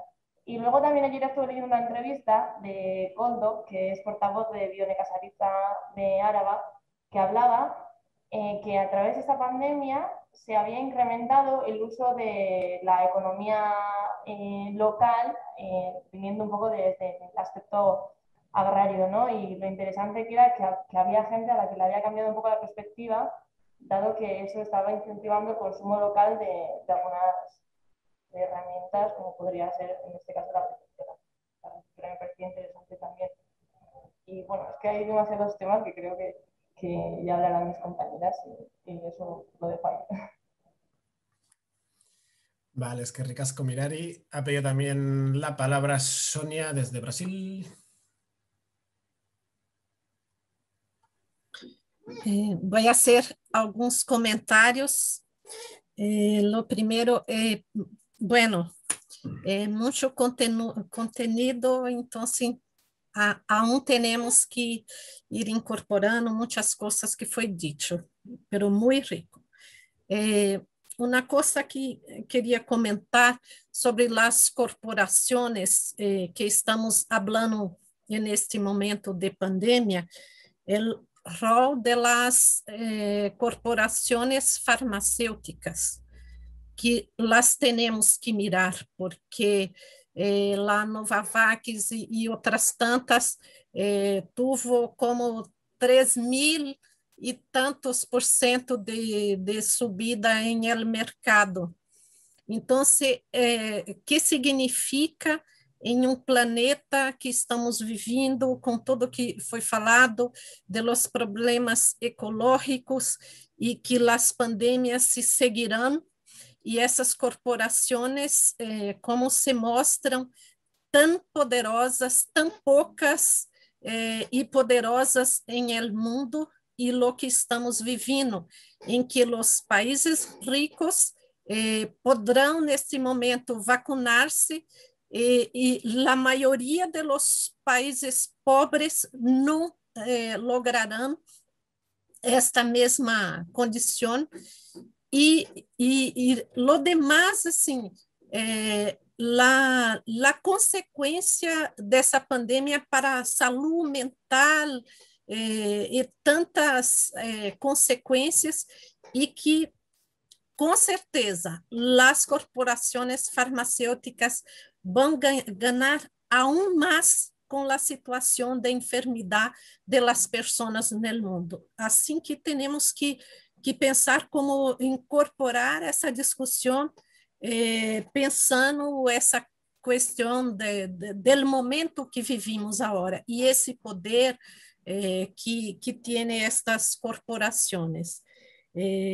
Outro elemento que queria falar, porque foi falado também da democratização da democracia, como pensar neste momento, porque por lo menos como hablo de Brasil, no momento que estamos vivendo, que o sistema neoliberal implantado acá prescinde del elemento de la democracia, ¿no? Entonces, la democracia cada vez más, para poder implementar el proyecto neoliberal, se va se desmantelando. Entonces, não é compatível, né, esse momento que estamos vivendo. Entonces, é um elemento muito importante de pensar. E outra questão muito importante que me gostou muito de las medidas de transição que falou a Maya, que há um conjunto de coisas que temos que pensar, e essa questão do tempo, não? O tempo para as mulheres é bastante fundamental, e o tempo precisa ser democratizado, não? E neste sistema que estamos vivendo, que todo o nosso tempo está colocado para o mercado, para o trabalho de sustentabilidade da vida. Então, muitas vezes, como dissemos nós outras, o tempo do mercado, este tempo não cabe em nossas vidas, não? Exige muito mais tempo do que nós outras, de hecho, temos, não? Então, é muito importante esse tema para nós outros. Graças. É que muitas vezes faltam as palavras para nós outros para falar, então não sei se consegui algo. Muchas gracias, Sonia, y yo creo que se te ha entendido muy, muy bien. Así que tranquila y gracias por tus comentarios y las preguntas que has lanzado un tema súper interesante, y que la coyuntura que tenemos ahora mismo, por ejemplo, el de las farmacéuticas que has sacado, ¿no? El cómo tienen ese poder y cómo se están enriqueciendo a costa de la salud de miles de personas, ¿no? Bueno, ahora mismo no tenemos más palabras pedidas. No sé si alguien más se anima. Si no, si Gonzalo o Amaya, ya hemos tenido algunas intervenciones. ¿Puedo hablar? Me dice Javi. Por supuesto que puedes hablar. Adelante. A ver, muy rápido. Bueno, es un poco en la misma línea que han dicho Carmen y la última, Sonia. Es un poco el tema de cómo podemos desde la sociedad cambiar las cosas. O sea, la democracia que tenemos es una democracia, bueno, de aquella manera, ¿no? Han querido llamar democracia lo que tenemos. Entonces, yo no sé si desde lo local, que es mucho más sencillo organizarnos a través de la sociedad. De hecho, se están haciendo cambios a nivel más pequeño. A nivel más grande es muchísimo más complicado. Pero creando cooperativas, uniéndose la gente, es una forma de ir cambiando las cosas. Y luego también la participación social, no sé qué pensáis vosotros sobre las asambleas ciudadanas, a la hora de poder que las personas, la sociedad tenga un papel determinante dentro de las decisiones, ¿no? De las decisiones importantes.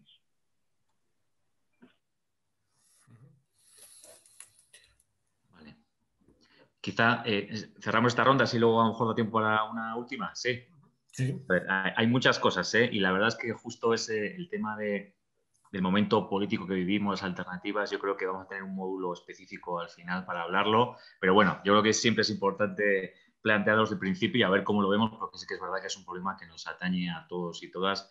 Podemos tener el mejor diagnóstico del mundo, pero luego cómo cambiar las cosas es lo que cuesta, ¿no? Y si es una reflexión como personal, yo sí que, o sea, puedo compartir, yo creo que sí, en general, esa sensación que podemos tener todos y todas de desazón, ¿no? De un momento en el que muchas de estas cuestiones que quizá aquí se nos pueden hacer evidentes, luego sales a la calle y pues no son de manera comprensibles, no son priorizados y demás. Y bueno, yo por un lado soy partidario tanto de no, bueno, pues, entender la sociedad como la que es ahora. Es verdad, cuando hablábamos de ese capitalismo del siglo XXI, hablamos de una ofensiva económica, política, pero también cultural, ¿no? Yo creo que también ha cuajado mucho en la gente pues la sensación de que en el capitalismo mal, pero sin el capitalismo quizá peor o no sabemos cómo, ¿no? O sea, en esa rueda en la que, bueno, mi salida individual va a ser buscar empleo, algún tipo de políticas públicas y demás, y no ir mucho más allá, y muchas veces tampoco hay tiempo para pensar mucho más, porque también ese reto te lleva mucha parte de la vida, pero sí que es verdad que pues, estamos en una sociedad en estos momentos en la que, pues bueno, pues desgraciadamente no es un momento políticamente efervescente, y seguramente la pandemia lo que ha hecho todavía es aumentar más esas dosis de miedo, ¿no? Incertidumbre y demás. A la vez también, si pensamos en el Pleistoceno medio, que es 2019, hace poquito vivimos la Constituyente de Chile, el paro nacional en Colombia y la reversión del golpe de Estado en Bolivia. Es decir, es verdad que yo creo que hay que tener tanto, es verdad que una situación de desazón existe y es cierta. A la vez también creo que bueno, pues está en la agencia humana, en la clase trabajadora también responder, aunque seguramente este no sea el mejor momento, ¿no? En todo caso, o sea, para mí sí que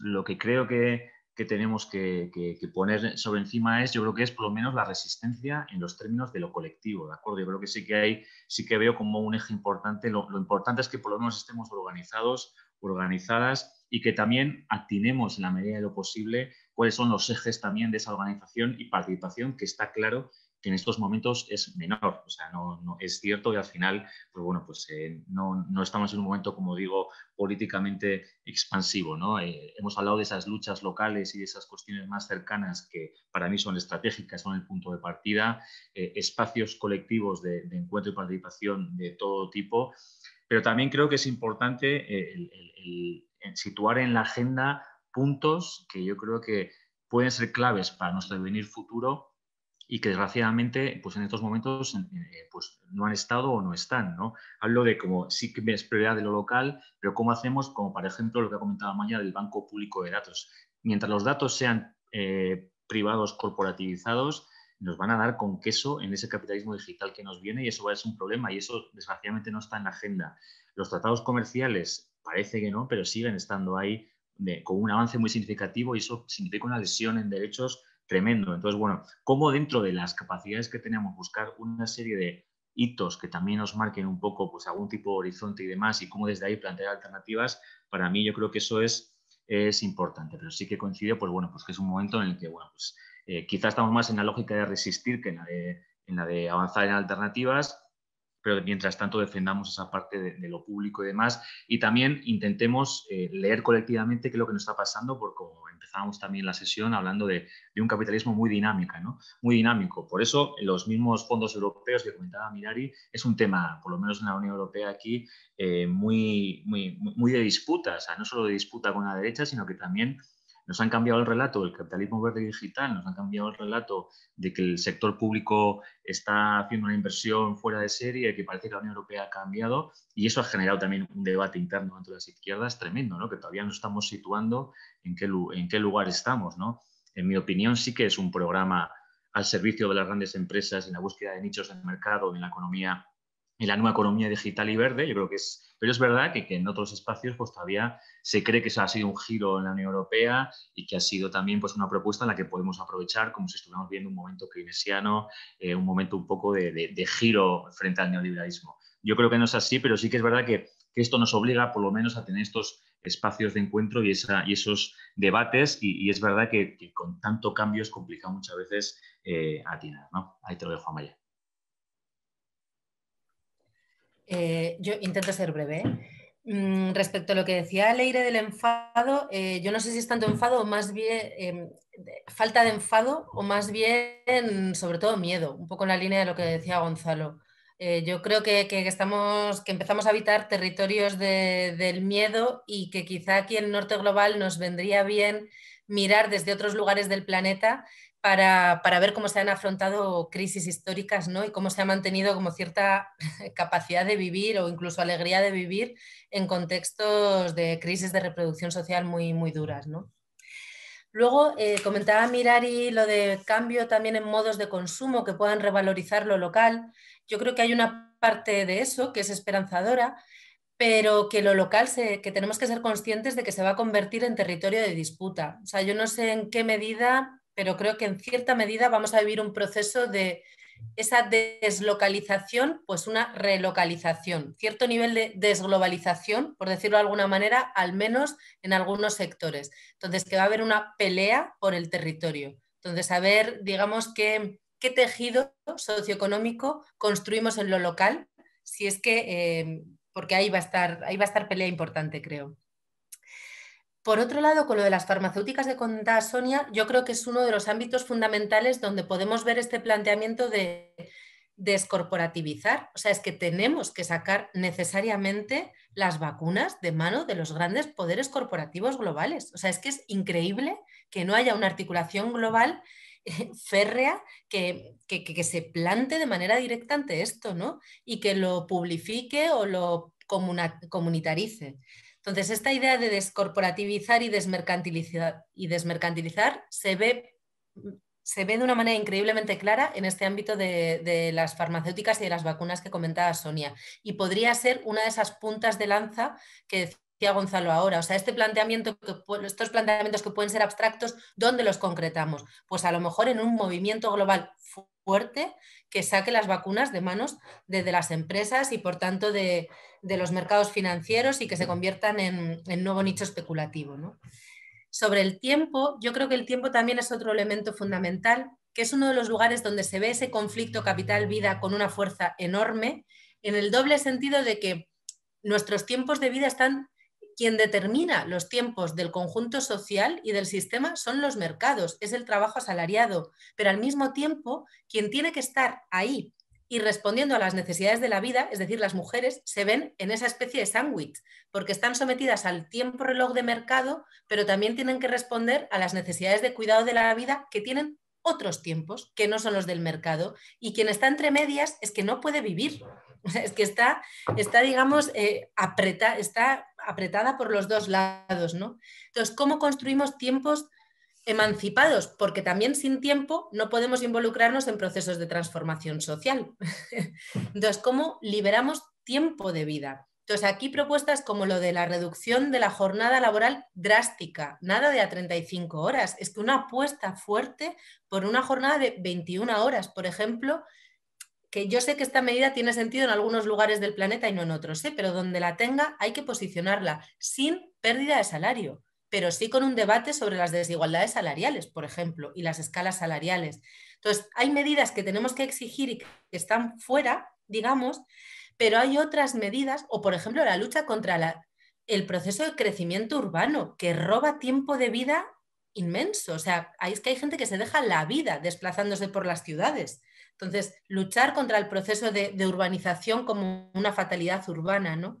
Pero también en los tiempos se ve cómo este sistema nos abre margen para el ejercicio del privilegio, porque los tiempos en lo cotidiano se reparten de una manera absolutamente desigual entre mujeres y hombres, por ejemplo, pero también en cuanto podemos, contratamos empleo de hogar delegando los trabajos que no nos gustan a otras.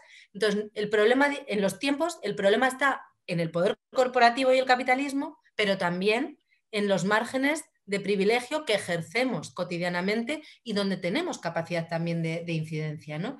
Entonces, bueno, lo dejo ahí de momento para que dé tiempito a otra ronda. Sí, quizá solo decir que yo estoy completamente de acuerdo con lo que ha comentado Sonia, ¿no? Que al capitalismo en estos momentos le molesta la democracia. Yo creo que vivimos en un proceso de democracia de baja intensidad cada vez más evidente. Yo creo que Brasil es un ejemplo. Y el tema de las farmacéuticas, pues lo mismo que comentaba. Yo creo que al final es una evidencia, uno, de cómo un sector estratégico y fundamental está en manos privadas que priman la búsqueda de ganancia.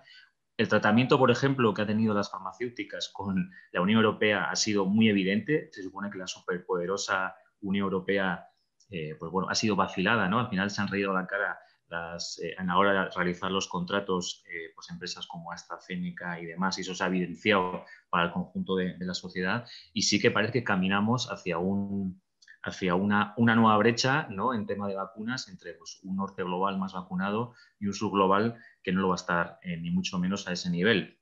Y eso va a generar también mucho sesgo en el futuro, ¿no? Ahí confiemos que, mira, por una vez la geopolítica juega a favor y espero que, por ejemplo, pues las vacunas como la china, la rusa e incluso espero que la cubana Soberana 2 cuando salga en breve puedan servir también ahí un poco como mitigación de esa realidad.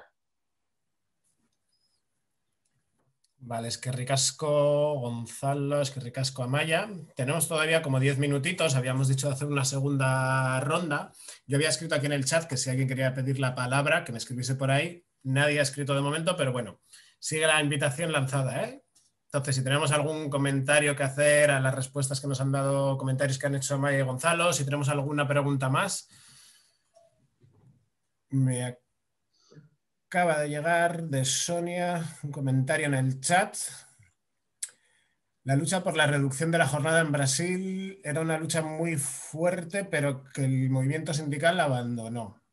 Necesita ser una reivindicación de todos los movimientos, pero siempre haciendo esta discusión de la producción con la reproducción. De acuerdo.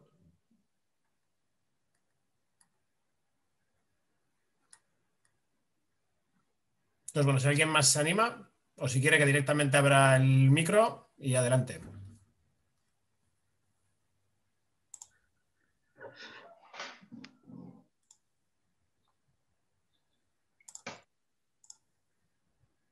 Quizás se oía demasiado tomate ya para la primera sesión, ¿no? Demasiado concepto y demasiada dinámica global.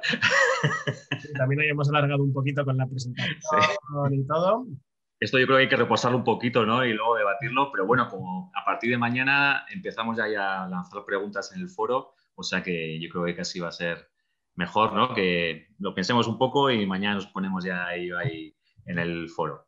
Sí, eso sí, a comentar. Ya mañana en el módulo 1 habilitaremos un foro con algunas preguntas, ¿no? Para dinamizar un poquito los debates y profundizar también en los contenidos y las cositas que hemos ido hablando hoy. Y dejaremos esta sesión también, que la estamos grabando, subida, de compañeros y compañeras que no han podido estar. Entonces, bueno, subiremos también el vídeo de hoy para que aquellas personas que no hayan podido estar y tengan tiempo y ganas de verlo, pues puedan verlo en algún otro momentito. Y entonces, si no hay más comentarios, podemos ir cerrando. Yo recuerdo nada, eso, que a partir de mañana ya habilitamos los foros y la próxima sesión la tenemos el 28 de abril, que en principio estaba el lunes, la hemos pasado al miércoles, será también a las 4 de la tarde y estaremos con Tica Moreno y Mariana Fernández hablando del análisis crítico sobre el capitalismo verde y digital. ¿Vale? Una cuestión, Javi, si me permites. En la cuarta sesión, o sea que dentro de 4 semanas, está prevista que participe Ignasi Bernat, que bueno, pues ha participado en un grupo de investigación sobre el carácter criminal de muchas empresas y digamos toda esa parte oscura de las empresas, pero luego también hemos dejado espacio para la posibilidad de presentar diferentes megaproyectos, iniciativas corporativas por vuestra parte, es decir, que no sea solo un intercambio siempre de docencia a alumnado, sino que también tengáis la posibilidad de presentar iniciativas, casos en los que habéis participado o que queréis mostrar, ¿de acuerdo? Entonces, también, ahora es simplemente un recordatorio, pero si a alguien le interesa participar en ese seminario y explicar un poco también ciertos procesos, yo creo que estaría estupendo y nos lo vais comunicando a Javi y a mí y intentamos ahí cuadrar un poco la agenda de ese día. Perfecto. Y ha dejado Carmen por aquí un comentario que yo no acabo de entender, que pone la exigencia que se dice, ¿cómo hacemos? Carmen, si nos puedes explicar. Estás por aquí todavía, ¿no? Sí. Estoy activando el micro. Sí, no, bueno, que de las notas que tengo ha salido mucho la palabra de exigir, ¿no? Nos hemos de posicionar, hemos de exigir, sí, pero es que el cómo, yo creo que eso ya lo tenemos claro, que al menos un sector que también si se ampliara, como yo decía, si salen los telediarios, si más gente se apunta, fantástico, pero el cómo, cómo exigir, cómo empezar ese hilo coordinados y no dando palos en el aire, sino desde dónde veis vosotros que se podría hacer. Empezar, no sé, una cosa de inicio, pero una luz, ¿no? Esa luz la vamos a intentar sacar al final del máster, ¿eh? Todavía al final del curso. Hay que estar en todo el máster, ¿no? Para tener el... Muy bien.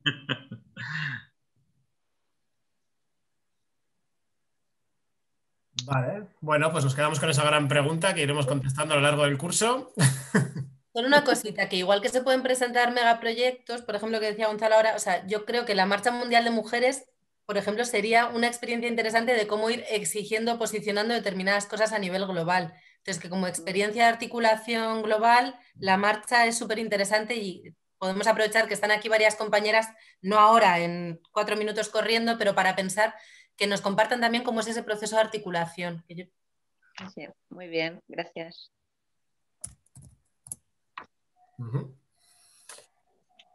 Vale, perfecto. Pues si os parece, lo dejamos por aquí hasta aquí hoy. Perfecto. Y nos seguimos encontrando tanto en la plataforma. Para Bolsonaro, seguimos con el mensaje de fuera Bolsonaro, al que yo creo que nos unimos todas las personas que estamos aquí. Y nada, nos encontramos en la plataforma de manera súper virtual y aquí en el siguiente Zoom. Y nada, muchas gracias por acompañarnos hoy y por estar aquí, vuestros comentarios y aportes. Chao. Gracias a vosotros. Gracias. Chao. Adiós. Adiós.